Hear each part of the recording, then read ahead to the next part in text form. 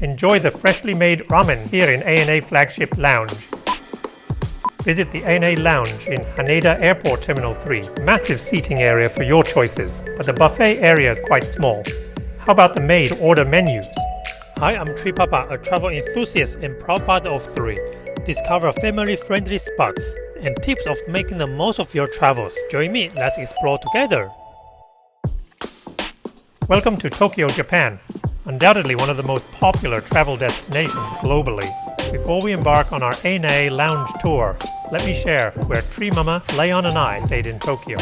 Previously, we opted for the newly opened Hotel Indigo Shibuya, Tokyo, unboxing the best scramble square view room at this property with a premium semi-buffet breakfast and, most importantly, a central shopping location in Shibuya. Find out all the details in the link below.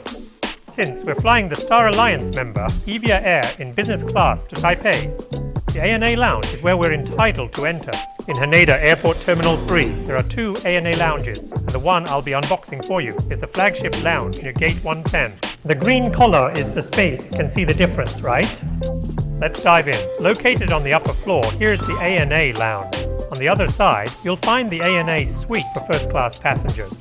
Upon entry, you're greeted by a long corridor. The first impression is that of a typical business class lounge vibe. It may not be most luxuriously premium, but it's clean, neat and quiet, even many people here. Consider this is the ANA home-based lounge. Take a look at the abundance of seating available. It's spacious. However, the buffet area leaves something to be desired. The real highlight is undoubtedly the made-to-order counter offering, signature ramen and curry rice.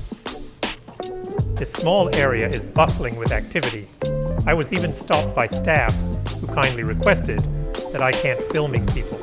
In summary, as an ANA home-based lounge, it certainly meets expectations in terms of space, views, and drink options. However, the food quality is standard for airport lounges, unable to compete with the flavors found in the airport food court or in the Tokyo city. So I'd recommend grabbing a bite outside first and heading to the lounge to unwind with a drink before boarding.